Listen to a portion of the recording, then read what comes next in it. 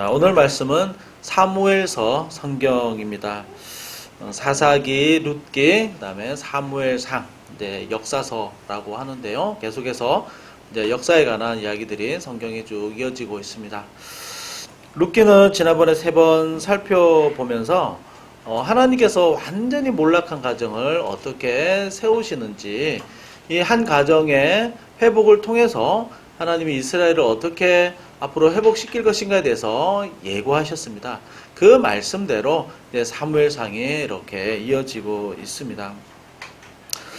사무엘상은 오늘 1장은 보진 않았는데 사무엘상이 어떻게 시작이 되고 있냐면, 하나님께서 룻기를 통해서 새로운 일을 시작하실 것을 예고를 하셨는데, 사무엘상을 시작하면서 하나님이 갑자기 어떤 영웅 같은 사람을, 징기스칸 같은 사람을, 아주 훌륭한 사람을 하루아침에 딱 보내서 이스라엘의 회복을 바로 시작하지 않습니다.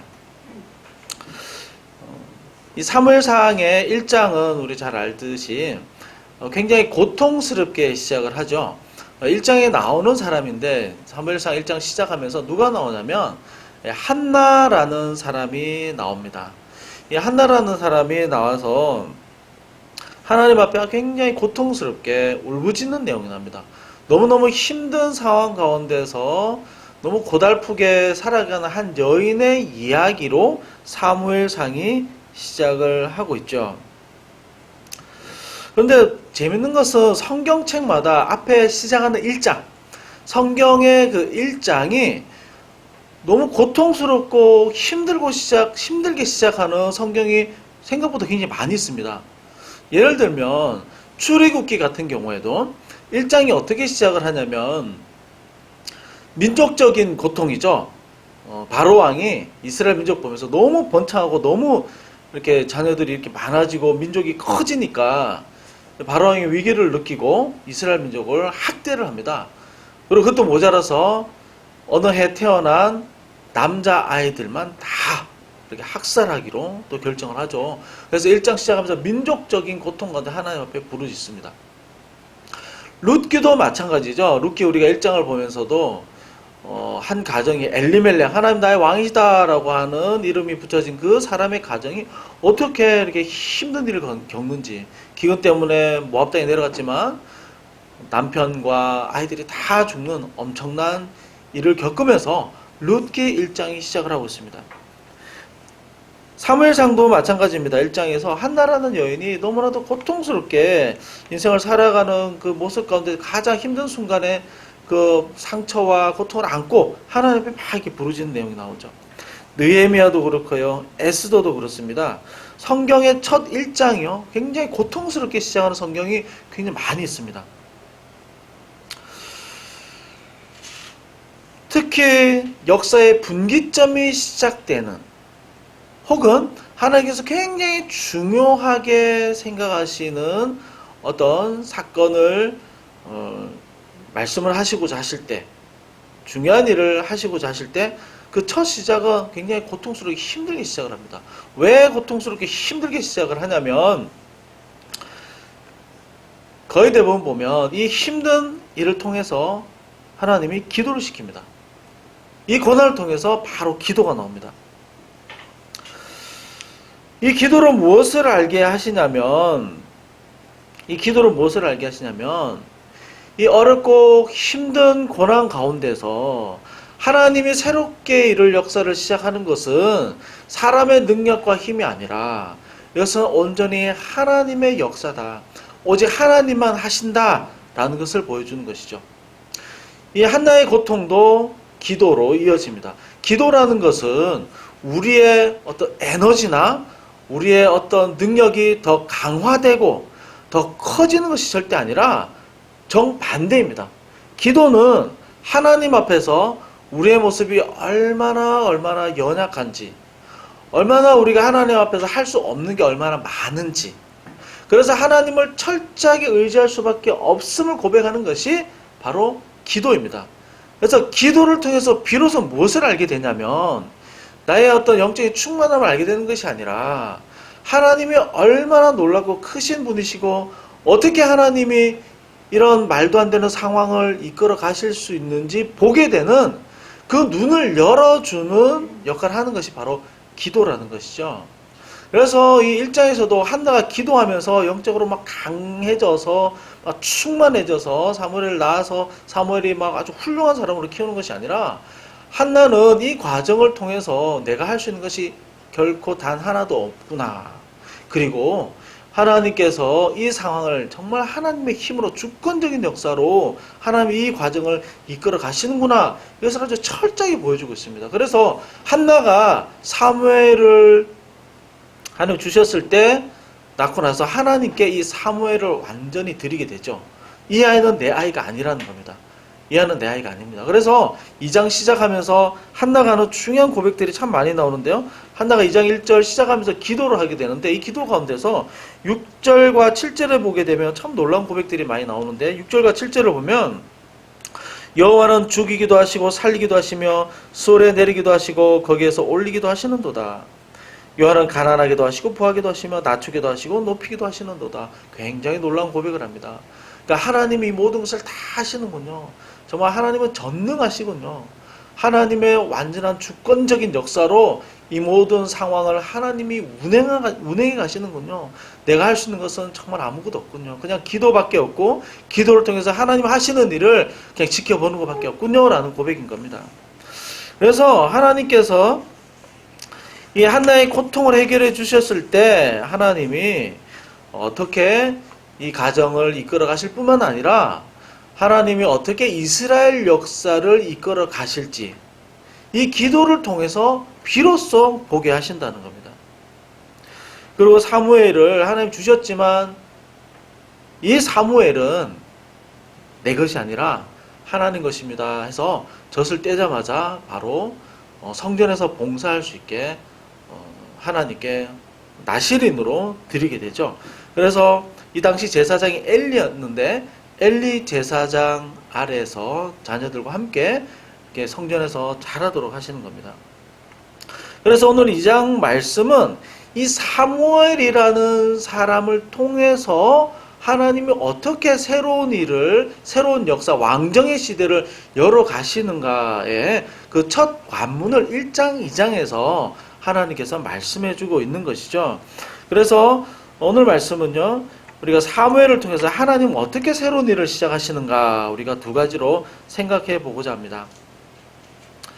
첫 번째는 하나님을 온전히 섬기는 자를 통해서 하나님은 새로운 일을 시작해 가십니다. 가끔 드리는 말씀인데요. 한 나라가 살아남기 위해서는 우리가 상식적으로 생각할 때 일반적으로 국력이 있어야 되죠. 힘이 있어야 됩니다. 경제력도 있어야 되고 군사력도 있어야 됩니다. 이 국제사회에서 한 국가가 살아남으려면 이 강력한 힘이 있어야 됩니다. 강력한 전제 군주を통치하는 황제, 왕이 있든지 힘이 있어야 되는 거죠. 지금도 뭐 국제관계가 마찬가지입니다. 뭐 최근에 또 일본이 우리나라를 이렇게 계속 너무나도 힘들게 하는데요. 이 힘의 논리인 거죠. 힘으로 눌러버리려고 하는 겁니다. 이것은 국가가 살아남기 위한 일반적인 상식인 거죠. 그런데 이스라엘 민족은 좀 많이 다릅니다. 힘의 논리가 아닙니다. 하나님이 이스라엘 민족을 선택하셔서 나의 백성으로 삼으시고 가나안 땅에 정착하게 하셨습니다. 가나안 땅에 정착하게 하실 때 인구 구성을 나눠 주시는데요.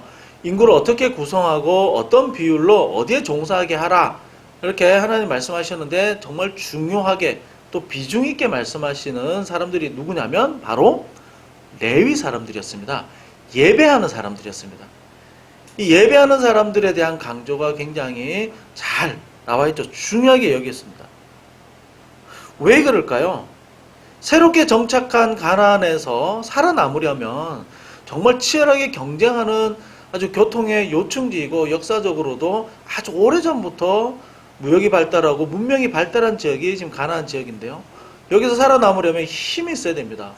경제력도 있어야 되고 군사력도 있어야 되고 강력한 왕이 있어야 됩니다. 그런데 하나님은 여기서 살아남을 수 있는 원리가 뭐냐고 말씀을 하시는 거냐면 바로 하나님 앞에서 바로 서서 하나님을 예배하는 것이라고 말씀을 하고 있는 것이죠. 그래서 가나안에 정착할 때 하나님이 정말 중요하게 말씀하신 것이 무엇이냐면 이 백성이 하나님 앞에 예배드리는 백성이 되는 것이었습니다. 힘의 논리가 아니었습니다. 이 당시 일반적으로 지금도 생각하는 군사력이나 경제력의 논리가 아니었습니다. 하나님 앞에 얼마나 온전히 바로 서서 하나님을 정말 어떻게 경배하느냐가 이들이 국제사회에서 살고 죽느냐, 승패가 가름나는 문제였던 겁니다. 이 이스라엘 민족은 예배하는 민족이었습니다. 싸우는 민족이 아니라, 경쟁하는 민족이 아니라, 군사력을 가진 민족이 아니라 바로 예배하는 민족이 될 때 이 민족은 계속해서 살아남을 수 있었을 뿐만 아니라 강한 민족이 될 수 있었습니다. 그래서 이 사무엘상을 시작하면서도 똑같습니다.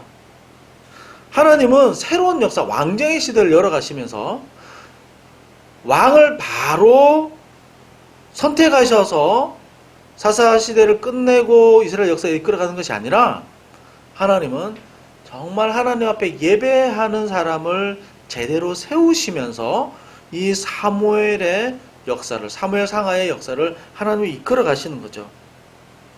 그래서 사무엘이 1장 2절에서 굉장히 중요하게 나오고 있고요. 사무엘이 하는 가장 중요한 역할이 무엇이냐면 1장 2장 보시면 아시겠지만 하나님 앞에서 정말 제대로 전심을 다해서 하나님 앞에 예배하는 사람으로 세워지는 과정이 2장에 아주 자세히 나와 있습니다. 누구와 비교하면서 이 과정이 나오고 있냐면 엘리 제사장의 가문과 비교하면서 이 사무엘이 어떻게 하나님 앞에 제대로 예배하는 사람으로 서가는지에 대해서 말씀을 하고 있습니다. 지금 엘리 제사장의 가문은 지금 2장에 보게 되면 굉장히 심각한 문제가 많은 것으로 나오고 있습니다. 이 엘리 제사장은 하나님 앞에 예배 드리기 위해서 준비된 가정이었습니다. 그리고 이 제사장은 중요한 역할이 뭐냐면 이스라엘 백성들이 하나님 앞에 나왔을 때 하나님을 만나도록 하는 중개자, 중보자의 역할을 한 사람이 이 엘리 제사장이었습니다. 그런데 이 엘리 제사장과 그의 자녀들도 제사장을 이어서 했죠. 이 자녀들도 하나님 앞에 제대로 예배드린 것이 아니라 너무나 심각한 문제가 있었던 사람들이었습니다. 두 아들 홈리와 비나스라는 사람이 나오는데요. 이 사람들의 죄에 대해서 크게 세 가지를 말씀을 하고 있습니다. 12절에 보게 되면 이 엘리 제사장의 이 아들들이 12절에 여호와를 알지 못했다 이렇게 얘기를 합니다. 이 첫 번째 잘못인데요. 평생 성전에서 하나님 앞에 예배를 드리기 위해서 헌신한 사람이고 그것을 위해서 평생 하나님 앞에 받은 직분을 가지고 봉사하는 사람이었는데 하나님을 알지 못했다고 얘기를 하고 있습니다. 이만큼 하나님을 많이 아는 사람이 어디 있을까 싶었지만 12절을 시작하면서 이 사람들은 여호와를 알지 못했다. 듣기는 너무나도 많이 들었죠. 근데 습관처럼 들었고 그 이름을 들어서 익숙하지만 실제로 그 마음은 하나님을 존경하거나 하나님을 경외하거나 하나님을 의지하는 마음이 전혀 없었다는 겁니다. 그리고 14절에서 17절까지 어떤 범죄를 또 저지르냐면 이스라엘 백성이 하나님 앞에 예배를 하러 나왔습니다. 제물을 가지고 나오거든요. 이 제물을 가지고 이 제사장들이 하나님 앞에 온전히 올려드린 것이 아니라 이 두 아들이 이 제물을 하나님 앞에 드리기 전에 자기들이 배고프다고 먹어버리는 거죠. 이게 얼마나 익숙했는지 너무나도 익숙하게 이 일이 자행됐다는 것을 어떻게 얘기를 하고 있냐면은 예물을 가져왔을 때 2장에 보면 어떤 내용이 나면 이제는 날 것으로 먹겠다 이렇게까지 얘기를 합니다. 그러니까 하나님 앞에 가져온 예물을 너무나도 중간에서 착복을 많이 한 거죠. 그래서 너무나도 익숙해진 나머지 이제 삶은 고기, 구운 고기는 먹기 싫다. 이제 날 것으로 먹겠다. 이것은 율법에 아주 철저히 금지된 것이었습니다. 그런데 피채로 낡은 것으로 날 것으로 그냥 먹겠다. 그래서 17절에서 이 죄가 얼마나 큰지 얘기합니다. 이 죄가 심히 너무나도 크다. 여호와의 제사를 멸시했다. 이렇게 얘기를 하고 있습니다. 자기 자신만 죄를 지으면 모르겠는데 다른 사람들이 하나님 앞에 나오는 것까지 막는 엄청난 죄를 지었다는 것이죠. 뿐만 아니라 조금 전에 읽었던 22절에서는 성전에서 봉사하는 여인들까지 범하는 죄를 지었습니다. 이 죄가 너무나도 심각한 이유가 무엇이냐면 백성들이 하나님 앞에 나왔을 때 자기의 죄를 고백하고 하나님의 말씀을 듣고 또 제사장에게 제배가 다 끝나고 나서 축복 기도를 받는 그 제사장들이 굉장히 중요한 역할을 하고 있습니다. 하나님과 백성이 만나는 역할을 해야 되는데 이 지금 나오는 홈리와 비느하스와 또 이 당시의 제사장들이 이 역할을 완전히 엉망으로 해버린 거죠. 하나님과 백성을 만나는 이 일에 있어서 이 제사장들이 오히려 엄청나게 큰 방해거리가 된 겁니다. 백성들이 아무리 예배를 드리고 싶어도 이 제사장들이 하나님 앞에 예배를 드리지 못하도록 막은 것이죠. 그래서 하나님은 홈리와 비느하스가 지은 죄에 대해서 아버지 엘리 제사장에게 책망을 합니다. 하나님은 이 자녀들의 문제가 누구의 문제라고 얘기를 하냐면 엘리 제사장 아버지의 잘못과 범죄다 이렇게 얘기를 합니다. 그러니까 아마 추측컨대 아버지도 이 죄에 연관이 돼 있었고 아들이 심각한 죄를 짓는 데 있어서 책망을 하거나 벌을 내리거나 혼내지 않았다는 거죠. 이 죄를 두둔하고 있었다는 겁니다. 그래서 29절에서 엘리에게 하나님이 아주 심각하게 책망을 하는 겁니다. 29절에서 뭐라고 얘기했냐면 나의 재물과 예물을 밟아버렸다. 아들들을 하나님보다 중하게 여겼다. 이것은 자식이 너무 예뻐서 너무 애지중지 키웠다 이런 뜻이 아니라 이 자식들이 백성과 하나님을 만나는 데 있어서 가로막는 역할을 너무 심각한 범죄를 하는 데 있어서 막지 않았다는 겁니다. 하나님을 만나서 하나님과 예배하고 온 민족이 하나님 앞에 엎드려 서는 것이 이 민족이 사는 길이었는데 이것의 가장 결정적인 역할을 정말 심각한 잘못을 한 사람들이 바로 이 엘리 가정이었다는 겁니다. 그래서 결국에는 하나님이 엘리 제사장과 그의 아들들에 대해서 하나님이 심판하시겠다. 이 사람들을 내가 죽이겠다. 까지 말씀을 하신 거죠. 이들은 지금 그렇게 표현은 되지 않았지만 사단의 역할을 하고 있는 거죠. 하나님 앞에 나오는 그 모든 과정을 막는 역할을 하고 있었다는 겁니다. 그래서 하나님은 이 새로운 시대를 여는 첫 번째 처방이 무엇이었냐면 아주 강력한 첫 번째 처방이 무엇이었냐면 예배를 가로막는 모든 걸림돌을 하나님은 다 제해버렸다는 겁니다. 예배를 가로막는 심각한 범죄에 대해서 하나님은 아주 강력하게 심판하셨습니다. 제사장을 죽여버렸습니다. 그리고 정말 바르게 정말 하나님을 온전히 경외하는 사람을 제사장으로 세웠습니다. 이것이 가장 중요하고 가장 첫 번째 되는 하나님의 처방이었습니다. 그 예배하는 자 제사장으로서 하나님을 경외하고 하나님 앞에 온전히 준비되어서 온전히 예배하는 사람이 바로 누구였습니까? 바로 사무엘이었습니다. 그래서 사무엘상 지금 시작하면서 1장, 2장은 하나님께서 하나님을 바로 예배하는, 바로 섬기게 하는 이 제사장을 어떻게 하나님이 세우시는가. 과거에 하나님을 제대로 예배하지 못하는 이 문제를 어떻게 해결하시고 하나님 예배를 어떻게 다시 세워가시는가. 1장, 2장에서 하나님 이것을 아주 자세하게 이야기를 하고 있는 것이죠. 그래서 사무엘의 첫 번째 중요한 직무가 무엇이었냐면 제사장 일이었습니다.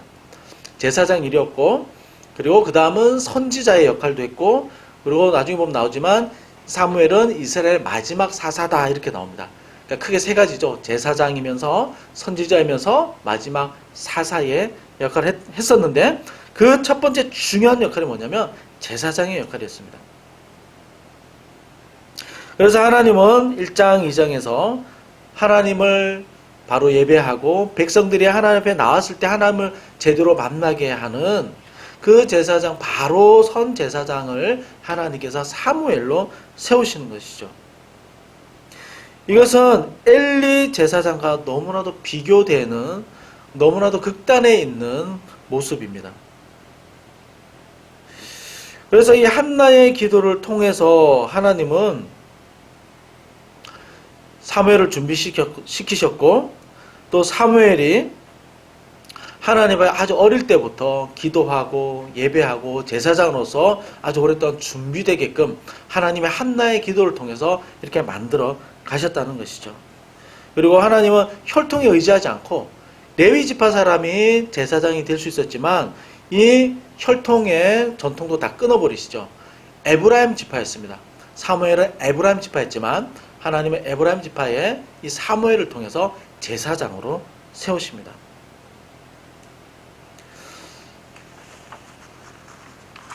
그래서 3장에서 이제 하나님은 새로운 하나님을 섬기는 이 사역을 이제 시작하도록 이 사무엘에게 그 역할을 열어주시는 것이죠. 그래서 새로운 시대에 하나님이 새로운 역사를 만들어가는 것에 있어서 가장 첫 번째가 바로 하나님을 진정으로 예배하고 하나님을 정말 잘 섬기는, 하나님을 전심으로 섬기는 사람을 세우는 것이 하나님이 가장 중요하면서 첫 번째 하나님의 처방이었습니다. 그 두 번째는 무엇이냐면 하나님 어떻게 새로운 역사를 시작하시는가. 두 번째는 이 사람을 통해서 전심으로 예배하는 시간을 가질 수 있도록 하나님께서 만드십니다. 그래서 전심으로 예배하는 자들을 통해서 하나님은 새로운 역사를 시작해 가십니다. 성경에 보면은 이 예배가 하나님 앞에 온전히 서서 하나님께 예배하고 하나님을 경배하고 하나님께 영광 올려드리는 이 예배의 순간이 얼마나 중요한지 너무나도 많이 그리고 자주 참 강조하고 있습니다. 그 첫 번째가 어디에 나오냐면 창세기 4장이 우리가 잘 아는 가인과 아벨의 이제 이야기로 창세기 4장이 이제 시작이 되는데요. 그 전에 창세기 3장이 어떤 내용입니까? 창세기 3장은 아담이 범죄하는 내용이죠. 아담과 하와가 선악과를 먹고 범죄합니다. 근데 하나님은 그 자리에서 심판해서 다 죽이지 않고 이들에게 벌을 내리시긴 하지만 구원의 약속도 동시에 주십니다. 그러면 그 다음 3장 이후에 이어지는 문제는 이 죄인의 자손들이 어떻게 죄를 가지고 하나님 앞에 살아갈 수 있을까라는 것은 굉장히 어렵고 중요한 숙제였습니다. 그래서 창세기 4장이 어떤 주제로 시작을 하고 있냐면 창세기 4장은 바로 예배라는 주제로 시작을 합니다. 가인과 아벨, 우리 하면 형이 동생을 죽였다, 유목, 그다음에 유목 민족의 시작이다, 농경 민족의 시작이다, 이렇게 여러 가지로 이제 해설하는데 가인과 아벨의 이 이야기의 주제 자체가 뭐냐면 이 주제는 예배였습니다. 예배. 왜 세상이 예배로 시작을 하냐면 죄인의 자손이 이 땅에 살아가는 데 있어서 가장 중요한 문제가 예배의 문제였기 때문이었습니다. 그래서 예배를 잘 드린 이 아벨은 하나님께서 기뻐 받으셨죠. 그러나 가인은 하나님 앞에 드리는 예배가 그렇게 중요하지 않았습니다. 그냥 자기의 소산물로 그냥 하나님께 드렸고 아벨은 가장 좋은 것으로 하나님 앞에 드리는 이 예물과 하나님 앞에 나오는 이 시간이 자기에게는 굉장히 가장 중요했기 때문에 가장 소중한 것으로 드렸던 것이죠. 이 4장에서 예배를 온전하게 드리는 것으로 시작을 해서 이 죄인의 이 혈통이 유지될 수 있었던 겁니다. 그래서 4장이 예배의 문제로 시작을 하는 것이죠. 예배에 성공하지 않으면 이들은 이 땅에서 결코 살아남을 수 없었습니다.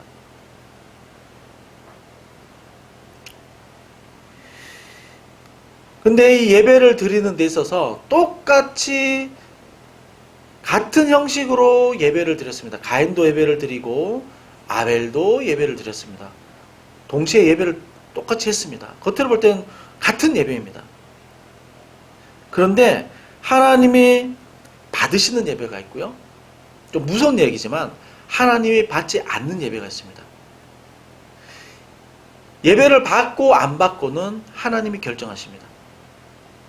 예배의 주체는 하나님. 그리고 나서 하나님은 이 백성을 향한 새로운 일을 보여주시죠. 새로운 역사를 하나님은 이제서 펼쳐 보여주시는 겁니다.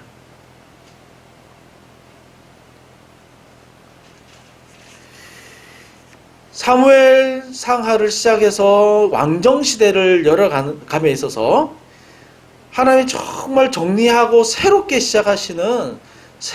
하시는 그 과정에 가장 중요한 부분이 무엇이었냐면 바로 이 예배의 문제였습니다. 예배의 문제. 제대로 하나님을 섬기는 제사장을 세우셨고요. 그리고 이 제사장을 통해서 하나님을 전심을 다해 의지하고 정말 가난한 심령으로 회개하는 마음으로 하나님 앞에 나와야 될 것을 하나님 사무엘을 통해서 보여주셨다는 거죠. 그리고 앞으로 사울왕, 그 다음 다윗왕, 그리고 왕정시대를 계속해서 이어가게 되는 겁니다. 하나님은 분명히 선택한 백성의 삶과 그 민족의 역사를 분명히 섭리하시고 이끌어 가십니다. 분명히 역사해 주십니다. 그렇다고 해서 우리가 아무것도 안 해도 된다는 의미는 결코 아닙니다.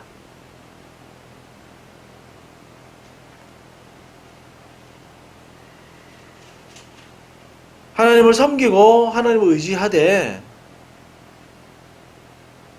형식과 내용을 충분히 다 갖춰서 특히 하나님 앞에 전심을 다해서 온 마음을 다해서 간절한 마음으로 하나님 나의 정말 주인이시고 나의 전능자이시고 나의 창조주이시고 나를 주관하시는 분이라는 그 마음으로 정말 찾는 마음으로 하나님만의 나의 유일한 소망입니다. 정말 간절한 마음으로 하나님에 대해서 찾아야 될 것을 하나님 분명히 말씀하고 있습니다. 그래서 사무엘상에서는요 16장 7절에서 이 말씀을 합니다. 사람은 외모를 보지만 하나님은 마음의 중심을 보신다 말씀을 하죠. 이 말씀이 이 사무엘상에 나오는 말씀입니다. 하나님은 선택한 백성을 포기하지 않습니다. 반드시 이끌어 가십니다. 그렇다고 우리가 아무것도 안 하고 있어도 된다는 의미가 절대 아니라 그 가운데서 우리가 정말 하나님을 신령과 진정으로 예배하고 가난한 마음으로 하나님을 찾는 것은 우리의 몫입니다. 이렇게 예배할 때 또 하나님을 기억하고 기도할 때 하나님을 정말 간절한 마음으로 가난한 마음으로 하나님 이름 부를 때 하나님은 비로소 우리 가운데 크신 일을 보여주시는 것이죠. 하나님 내 삶을 이끌어 가신다는 것을 분명하고 똑똑하게 알게 하십니다. 하나님 얼마나 크시고 전능하신 분이신지 나의 모든 것을 변하게 하실 뿐만 아니라 회복시키는데 충분한 능력이 있다는 것을 하나님이 분명하게 보게 하십니다. 무엇을 통해서요? 간절하게 기도하고 찾고 가난한 마음으로 하나님에 나오는 그 기도를 통해서 하나님 정말 열심으로 찾는 그 마음을 통해서 간절한 마음을 통해서 하나님의 정말 살아계심의 그 역사를 하나님 분명히 보여주십니다. 우리 삶에 정말 하나님의 새로운 역사와 새로운 일을 기대하십니까? 정말 하나님의 살아계심 보고 싶습니까? 정말 내 삶 가운데 정말 간증이 넘쳐나고 싶습니까? 그렇다면 우리의 삶의 목표를요 진정한 예배자가 되는 데에 우리의 삶의 중요한 목표를 삼아야 합니다. 진정한 예배자라는 것은 하나님 앞에 정말 가난한 심령으로 간절한 마음으로 하나님만이 나의 주인이십니다. 하나님만이 나의 소망이십니다. 하나님만이 내 인생의 답이십니다. 하나님 말고는 내 인생을 설명할 수 없습니다. 이런 간절한 마음으로 고백하며 하나님 앞에 기도하고 나오는 것을 말하는 겁니다. 하나님께서 이스라엘 역사를 예배를 새롭게 하시고 예배를 통해서 이끌어 가셨듯이 우리가 하나님을 전심으로 찾고 정말 가난한 마음으로 하나님 의지할 때에 하나님께서 반드시 우리에게 새로운 역사를 보여주십니다. 살아계심의 그 역사를 우리에게 허락해 주십니다. 이 믿음으로 정말 하나님 앞에 전심을 다해 예배하시고 하나님께 전심을 다해 기도하시고 하나님을 의지하시는 저 여러분 되시기 바랍니다.